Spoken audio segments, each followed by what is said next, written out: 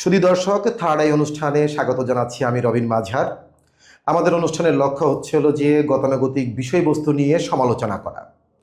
যেখানে আলোচনা সেখানেই সমালোচনা, আর সমালোচনা করাই আমাদের একমাত্র লক্ষ্য। এই নিয়ে আমরা থার্ড আই কাজ করছি। রীতিমতো আমাদের এখানে গুণীজন উপস্থিত থাকবেন, তাদের কাছ থেকে গতানুগতিক বিষয় নিয়ে আমরা আলোচনা করব। সে আলোচনায় আজকে উপস্থিত হয়েছেন আমাদের সাথে গাজীপুর সিটি কর্পোরেশনের সর্বশেষ মেয়র পদে নির্বাচন করেছেন শাহ সুলতান আতিক, মাছমার্কা প্রতীকে।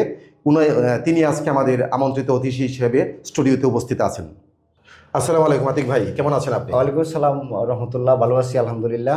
শরীর স্বাস্থ্য ভালো আছে? ইনশাআল্লাহ আলহামদুলিল্লাহ ভালো আছি। যাক, আপনাকে আমাদের থার্ড আই অনুষ্ঠানে পেয়ে অত্যন্ত খুশি হয়েছি আমরা।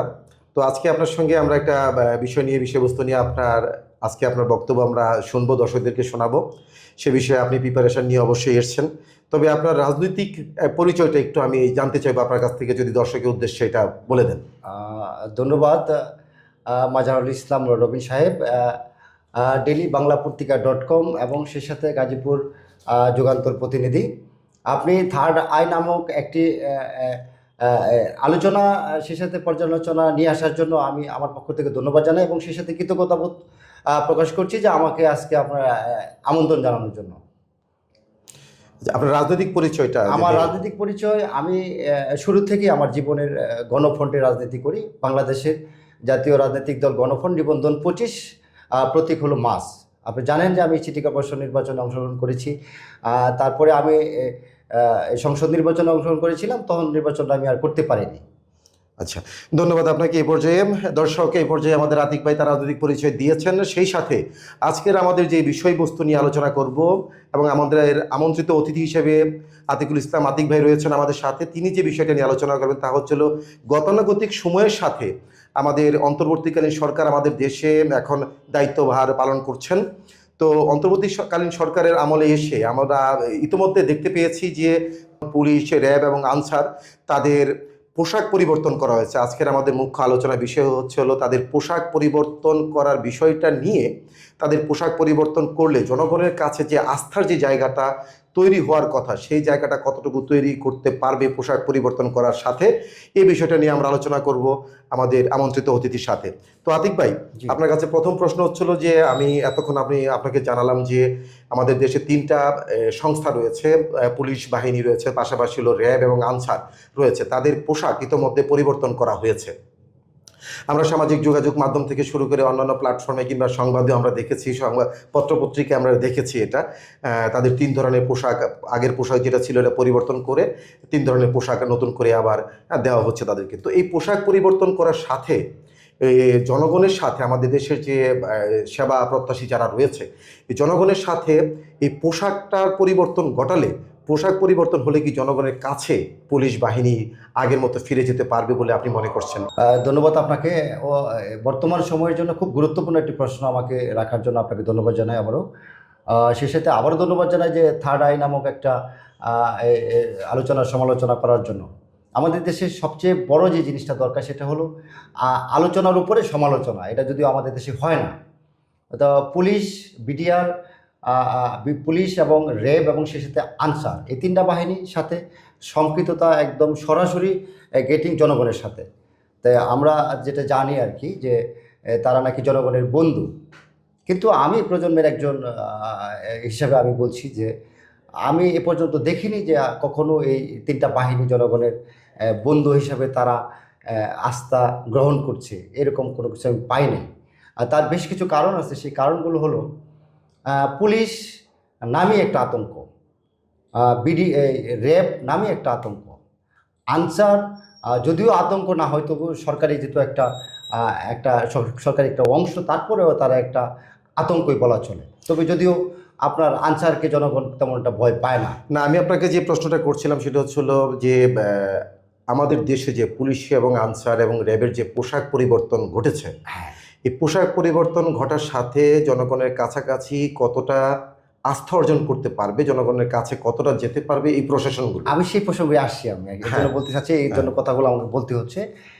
তো আমি আসলে মনে করি যে স্বাধীনতার পরের থেকে আজকে বাংলাদেশের প্রায় 53 পেরিয়ে যাচ্ছে। আজ পর্যন্ত এই পুলিশ বাহিনীর মূল পর্বটা আর কি, র্যাব তো আমাদের পরে আসছে, আনসারও পরে আসছে। তো পুলিশ জনগণের আস্থা এ পর্যন্ত কেন করাইতে পারেনি আমার রাষ্ট্রের কাছে আমার প্রশ্ন।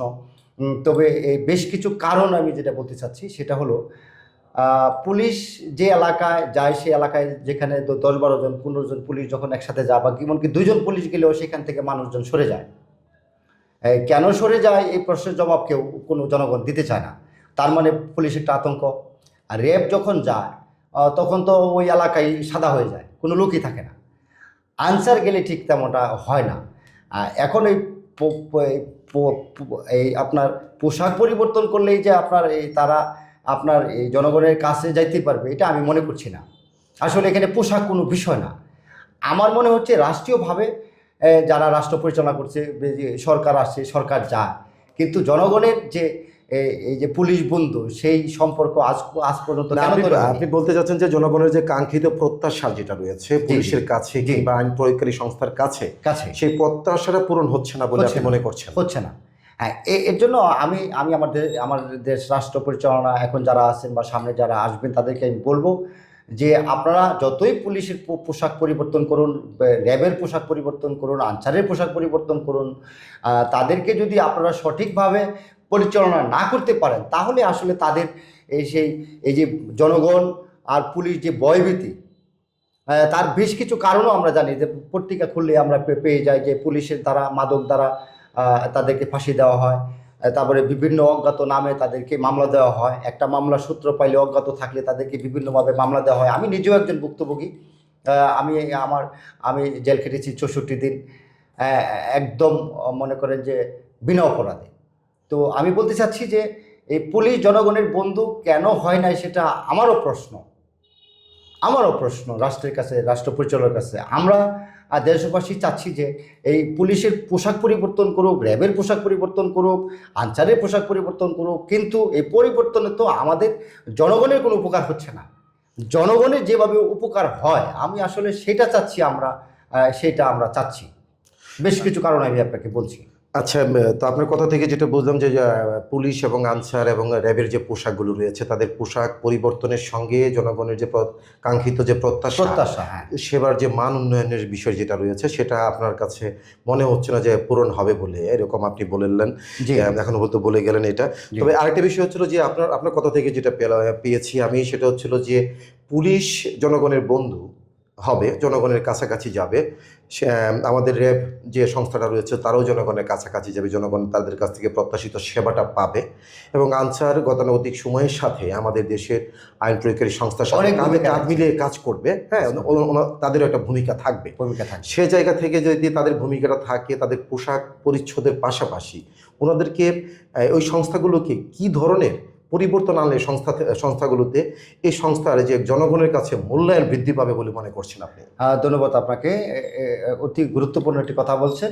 যে কথাটি হলো যে পুলিশ, র্যাব এবং আনসার তাদের কাছে জনগণ কী করে পৌঁছতে পারবে। এর জন্য আমি মনে করি, দেখেন ওয়ার্ডে, দেশের প্রত্যেকটা ওয়ার্ড আছে, 3-4টা ওয়ার্ড মিলে একটা থানা তৈরি হয়। একটা থানা থেকে তারা গোটা থানাটাকে তারা নিয়ন্ত্রণ করে, সকল জনগণকে নিয়ন্ত্রণ করে। সম্প্রতি আমি শুনেছিলাম যে আমাদের গাজীপুর সিটি কর্পোরেশনে তারা প্রত্যেকটা ওয়ার্ড ভিত্তিক একটা তথ্য সেন্টার বা সহযোগিতা সেন্টার তারা এটা ওপেন করছে, কিন্তু সেখানে কার্যক্রম কতটা আছে আমি জানি না। যদি প্রত্যেকটা ওয়ার্ডে যদি একটা পুলিশের একটা ক্যাম্প করা হয়, সেই ক্যাম্পে জনগণ গিয়ে তার অভিযোগটা জানাবে, এবং পুলিশ যারা আমাদেরকে নিরাপত্তা দিবে, এটা হলো মূল পর্বটা হলো পুলিশ, তারা যেন প্রত্যেকটা বাড়িতে গিয়ে তাদের এই ফোন নাম্বার দিয়ে আসে, তাদের কি সহযোগিতা লাগবে, কি করতে হবে, সমস্ত কিছু যেন আপনার এটা তারা আপনাকে একটু আমি স্মরণ করে দিচ্ছি, যেটাকে বলা হয় বিট পুলিশিং। হ্যাঁ, বিট পুলিশিং। হ্যাঁ, বিট পুলিশিং যেটা, হ্যাঁ, ওই বিট পুলিশিং এর কথাটা আপনি বলছেন। আমার মনে হচ্ছে যেটা, হ্যাঁ, ক্যারি অন। বিট পুলিশটা আমি চেয়েছিলাম আর কি, মনে চেয়েছিলাম, সেটা বাস্তবায়ন দেখে আমার দেশের এটা আমার ভালো লাগছে। এখন ওই বিট পুলিশের মাধ্যমে বাংলাদেশের আমাদের যতগুলো থানা আছে, প্রত্যেকটা থানাতে কয়েকটা ওয়ার্ড নিয়ে গঠিত, তারা তো আসলে সঠিক দেশপ্রেমটা আমার মনে হচ্ছে যে তাদের অনেকটা অভাব, এটা আমার মনে করতেছি। না, আপনি কি মনে করছেন যে ব্যক্তির পরিবর্তন ঘটানোটাকে মূল্যবান কিংবা মূল্যবান বলে মনে করছেন আপনি? ব্যক্তির ব্যক্তির স্বভাব এবং ব্যক্তিকে পরিবর্তন করাটাই আসলে মূল বিষয়। তাহলেই কেবল জনগণ তাদের সুফল পেতে পারে, এটাই মূল বিষয়। এটা কিন্তু এটা আমাদের দেশে নাই, ব্যক্তির পরিবর্তনটা। ব্যক্তির পরিবর্তনটা নাই। এখানে পোশাকের পরিবর্তনে কি আসে যায়? আমি বলবো সে কথা যে পুলিশ প্রশাসন, র্যাব প্রশাসন এবং আনসার প্রশাসন, তিনটা প্রশাসনের যে পোশাকটা পরিবর্তন করা হয়েছে, এটা আসলে রাষ্ট্রের এটা ঘাটতি করা হয়েছে। এটা যে পোশাক ছিল সেটাই থাকার দরকার ছিল, বরঞ্চ নেতৃত্বটাকে আপনার এটাকে ইউটিলাইজ করার দরকার, এটাকে পরিবর্তন করার দরকার। তাহলে জনগণ সেই মূল সেবাটা পেতে পারে। আর আর একটা রাষ্ট্রের সকল বিষয় হলো পুলিশ। পুলিশ এই অনেক সময় দেখা যাচ্ছে যে পুলিশের কাছে অভিযোগগুলো যাচ্ছে, সেই অভিযোগগুলো গণমাধ্যমকে দেওয়া হচ্ছে না, গণমাধ্যম পাচ্ছে না। গণমাধ্যম পেতে গেলে অনেক কষ্ট করে তাদেরকে পেতে হয়। আমি নিজে একজন গণমাধ্যম কর্মী হিসাবে আমার কথাটা বললাম, অনেক কষ্ট করে পেতে হয়। তো সেখানে এই প্রত্যেকটা অভিযোগ যেন সাংবাদিককে জানানো হয়, গণমাধ্যমকে জানানো হয়, তাহলে গণমাধ্যম সেটাকে নিউজ করবে, সেটাকে সঠিক বিচার পাওয়ার জন্য গণমাধ্যম পাশে থাকবে। যেভাবে গণমাধ্যম এবং পুলিশের সাথে সম্পৃক্ততা আছে একটা বিষয়, কিন্তু যতটা সম্পৃক্ত থাকার কথা এতটা সম্পৃক্ততা পুলিশের সাথে গণমাধ্যমের নাই। কেন নাই সেটা আমরা রাষ্ট্রের কাছে আমরা জানতে চাই। আমার মনে হচ্ছে যে প্রত্যেকটা বিষয় জনগণের কাছে আসা উচিত, তাইলেই আমার এই যে জনগণ পুলিশের দূরত্ব, যেটা এই দূরত্বটা কমার একটা সম্ভাবনা আছে। দুইটা বিষয়, একটা হলো যে আপনার এই তাদের এখান এই প্রত্যেকটা বিষয় জাতির কাছে আসতে হবে। আরেকটা হলো যে বিট পুলিশিং, যে কথাটা বলছি, যে বিট পুলিশিং প্রত্যেকটা ওয়ার্ডে একটা বিট পুলিশিং একটা। না, আমরা তো জানি কমিশন ইতোমধ্যে বাংলাদেশ সরকারের দায়িত্বে যারা ছিলেন কিংবা বিগত সরকার যেগুলো আমাদের দেশে ছিলেন, তারা এই বিট পুলিশিং সিস্টেমটা চালু করেছেন। জি, তো সেই জায়গা থেকে আমরা দেখতে পাচ্ছি যে বিট পুলিশিংটা কার্যক্রমটা এখনো চলমান রয়েছে। চলমান। তবে আপনি যেটা বোঝাতে চেয়েছেন, আমি যতটুকু বুঝতে পেরেছি আপনার কথা থেকে, তা হচ্ছে হলো যে অত্যন্ত গুরুত্বপূর্ণ একটি কথা আপনি বলেছেন এর মধ্যে, যে জনগণের এবং পুলিশের মধ্যে যে দূরত্বটা, এটাকে কমিয়ে আনার জন্য তাদের মধ্যে একটা বন্ডিং তৈরি করতে হবে। হ্যাঁ, একটা বন্ডিং তৈরি করতে হবে এবং ভ্রাতৃত্ববোধ তৈরি করতে হবে, এবং তারা যে সেবাটা প্রদান করছে এটা গণমাধ্যমের প্রচারের মাধ্যমে, আপনি বলতে চাইলেন যে গণমাধ্যমে প্রচারের মাধ্যমে সকলের কাছে প্রচার হোক যে তারা সঠিক একটা সেবা প্রদান করছে। আপনি পুলিশের এটা পজিটিভ একটা সুন্দর একটা কথা বলেছেন পুলিশের পক্ষ থেকে। হ্যাঁ, আমি একটা মূল পয়েন্ট যে প্রতিটা প্রতিটা থানাতে যে কার্যক্রমগুলো হচ্ছে গণমাধ্যমে, এটা প্রচার যদি হয় তাহলে ভিত আরো শক্ত হবে বলে আপনি মনে করছেন? শক্ত হবে, হ্যাঁ। এবং ধন্যবাদ। এটা হলে যে পুলিশেরও সহজ হবে, আবার জনগণ যে ভুক্তভোগী তাদেরও আপনার সঠিক বিচারটা পাচ্ছে। বিচারের জন্যই তো তারা পুলিশের কাছে যাচ্ছে, সর্বশেষ পুলিশের কাছে যাচ্ছে। পুলিশের কাছে যদি তারা একের পর এক বিচার পাচ্ছে না, এরকম অনেক আওয়াজ আমরা শুনতে পাই, পেপারে দেখতে পাই। পুলিশ দ্বারা নির্যাতিত, হয়রানি, গণমাধ্যম সহ বিভিন্ন সেক্টর থেকে তারা এটা নির্যাতনের শিকার। এইসব এক করতে গেলে আপনার থানায় যে অভিযোগগুলো হয়, সেই অভিযোগগুলো সকলগুলো জাতির সামনে আসা উচিত। যে আমাদের আলোচনার আজকে যে মুখ্য যে বিষয়টা ছিল যে পুলিশের পোশাক পরিবর্তন করার সাথে জনগণের আস্থা অর্জন করতে পারবে কতটুকু। হ্যাঁ, পুলিশ এবং র্যাব, পাশাপাশি হচ্ছে আনসার বাহিনী রয়েছে, তারা কতটুকু জনগণের আস্থা অর্জন করতে পারবে, আপনি অত্যন্ত ভালো বলেছেন। সেক্ষেত্রে এছাড়াও জনগণের কাছাকাছি যেতে আরও কোনো পদক্ষেপ গ্রহণ করা কি উচিত বলে মনে করছেন আপনি? অবশ্যই মনে করছি, আমি অবশ্যই দুইটা রিনাম্বার করছি। আবার একটা বিষয় বলছি যে বিট পুলিশিং, আরেকটা হলো যে সাংবাদিকদের তাদের সকল তথ্য জাতির সামনে তুলে ধরতে হবে, দুইটা। আরেকটা বিষয় হলো যে যেহেতু পুলিশকে জনগণের বন্ধু বলা হয়, সেহেতু একটা থানার ভিতরে দেখেন, শহরে অনেকগুলো ঘর, গ্রামের ভিতরে কিন্তু খুব কম ঘর, বেশি একটা ঘর না একটা থানার ভিতরে। তারা ইচ্ছা করলে কিন্তু যে সদস্য একটা থানায় থাকে, যতগুলো পুলিশ কর্মকর্তা থাকে, সদস্য থাকে, তারা কিন্তু ইচ্ছা করলে পুরো থানার যে সকল পরিবারকে মানে হেফাজতে রাখতে পারে, প্রতিনিয়ত তাদেরকে সাথে যোগাযোগ করে। কিন্তু সেই যোগাযোগটা তারা করে না। তারা, আমার মনে হচ্ছে যে কোনো অভিযোগ ছাড়া কারো কাছে যায় না, কোনো ক্লেম ছাড়া তারা কারো কাছে যায় না। এটা হলো মূল বিষয়, তারা কেন যায় না? আমরা রাষ্ট্রের কাছে জানতে চাই যে পুলিশ যদি আমাদের সকল বিষয় হয় নিরাপত্তার জন্য, তাহলে কেন তারা জনগণের কাছে যায় না? না, একটা আমরা জানি যে গত 5ই আগস্ট যে আমাদের দেশের সরকার যে পতন ঘটেছে, এটা আপনারা জানেন, গণমাধ্যমেও এসছে এবং পুরো জাতি আজকে জানে, বাংলাদেশে পুরো বিশ্ব জানে বাংলাদেশে একটা পরিবর্তন এসছে। সেই পরিবর্তনের দিক থেকে যদি আমরা জানি পুলিশের এবং জনগণের একটা দূরত্ব তৈরি হয়েছে, তো সে সুবাদে হয়তো বর্তমান যে অন্তর্বর্তীকালীন সরকার আমাদের দেশে রয়েছেন, সেই সরকার অনুধাবন করেছেন কিংবা পর্যালোচনা করেছেন, ভেবে দেখেছেন, তাদের উপদেষ্টা পরিষদ মণ্ডলীতে যারা রয়েছেন তারা এটাকে, স্বরাষ্ট্র উপদেষ্টা রয়েছেন তারা এটাকে অ্যানালাইজ করেছেন যে কিভাবে জনগণের কাছাকাছি পুলিশকে আবারও নিয়ে যাওয়া যায়।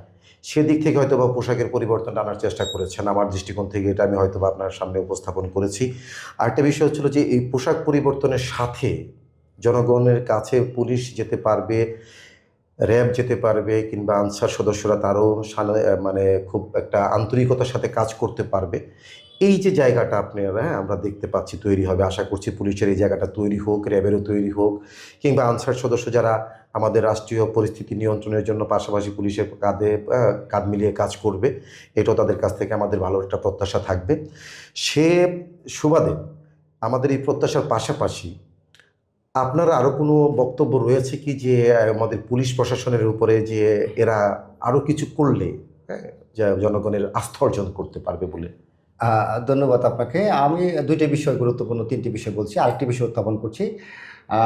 বর্তমান অন্তর্বর্তীকালীন সরকারের কাছে আমার আহ্বান, আর কি আমাদের আহ্বান, আমি যেটা মনে করছি এটা হলো যে রাজনীতি থেকে দূরে রাখতে হবে পুলিশ সদস্যদেরকে।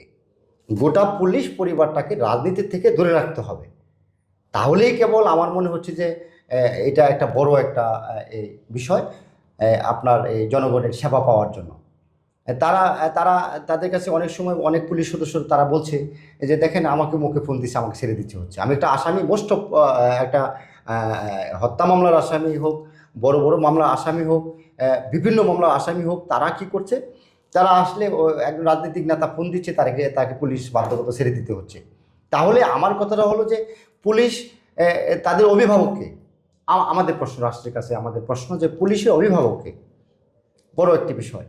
তো এই রাজনীতির থেকে যদি পুলিশকে আপনার বের না করা হয়, তাহলে এই জনগণের সাথে এটা যাওয়া, আমি বলবো যে টোটালি অসম্ভব ব্যাপার। এটা আপনি এক নম্বরে এটা ধরে নিতে পারেন। তার মানে হচ্ছিল যে রাজনীতি থেকে পুলিশকে সম্পূর্ণ অবমুক্ত করে দিতে হবে, রাজনৈতিকভাবে পুলিশকে ব্যবহার করা যাবে না, যাবে না, কোনো প্রকার যাবে না। আচ্ছা। রাজনীতির থেকে দেখেন এখানে বিভিন্ন, আমাদের বাংলাদেশ গণতান্ত্রিক বাংলাদেশ, সেখানে বিভিন্ন রাজনৈতিক দল, সেই রাজনৈতিক দলের ভিতরে দেখা যাচ্ছে যে আমরা দুইটা দলকে আমরা এখানে পাচ্ছি, আওয়ামী লীগ, বিএনপি, যে মাঝখানে তারা অন্তর্বর্তীকালীন সরকার, তত্ত্বাবধায়ক সরকার, বিভিন্নভাবে আমরা পাচ্ছি। কিন্তু এই দুইটা দলের সাথেই যারা আসবে তাদের নেতৃত্বে পুলিশ কাজ করছে। এটা আমার কথা নয়, এটা আমি আতিকুল ইসলাম রূপে শাহ সুলতান আতিক, আমার কথা নয়। আমি দেখছি যে পেপার খুলুন, পত্রিকা খুলুন আপনি, বা চলমান, যেহেতু আপনি এই প্রজন্ম, আমি একটু এই প্রজন্মের মানুষ, আপনি এই প্রজন্মের মানুষ, আপনি জানেন বিষয়টা যে তারা রাজনীতির শিকার। তো রাজনীতির শিকার থেকে পুলিশকে বাই করতে হবে, এবং প্রত্যেকটা ওয়ার্ড পর্যায়ে একটা পুলিশ ক্যাম্প তৈরি করতে হবে, যেটা বিট পুলিশিং যেটাকে বলে, এবং সেই সাথে প্রত্যেকটা পুলিশ তাদের প্রত্যেকটা পরিবারের কাছে, থানা পর্যায়ে থেকে তারা, যেহেতু ওয়ার্ড পর্যায়ে যেহেতু পুলিশ যদি ক্যাম্প হয়ে যায়, তাহলে তো সবার পরিবারের কাছে যাইবেই, তারা অভিযোগটা দাখিল করবে ওই ওয়ার্ড ক্যাম্পে, প্রত্যেকটা অভিযোগ দাখিল করবে। নো, আপনার থানায় আমাদের কেন যাবে? গণতন্ত্রদের জনগণ সরকার, সেই জনগণকে যদি আমরা মূল্যায়ন করি বন্ধুভাবে, আর বন্ধু ভাবলাম, কিন্তু তাদের কাছে তাদেরকে মূল্য দিলাম না, তাহলে আমাদের কি হলো? শাহ সুলতান আতিক ভাইকে ধন্যবাদ জানিয়ে শেষ করছি আজকের থার্ড আই প্রথম প্রোগ্রাম। সেই সঙ্গে আজকের আলোচনা যেটুকু আমরা জানতে পেরেছি তার মধ্যে উল্লেখযোগ্য হচ্ছে হলো পুলিশের পোশাক নয়, ব্যক্তিকে পরিবর্তন করতে হবে, আলোচনায় বের হয়ে এসছে। পাশাপাশি বিট পুলিশিং কার্যক্রম চালু করে রাখতে হবে। এছাড়াও রাজনীতি থেকে পুলিশকে দূরে করতে হবে, এমনটাই আলোচনায় উঠে এসছে। আজকের এই পর্বে সবাইকে ধন্যবাদ জানিয়ে পরবর্তী পর্ব দেখার আমন্ত্রণ জানিয়ে শেষ করছি। আমি রবীন মাঝার। সবাই ভালো থাকবেন, সুস্থ থাকবেন। যেখানে আলোচনা সেখানেই সমালোচনা, আর সমালোচনা করাই আমাদের একমাত্র লক্ষ্য। আসুন নিজেকে বদলাই, বদলে যাবে দেশ।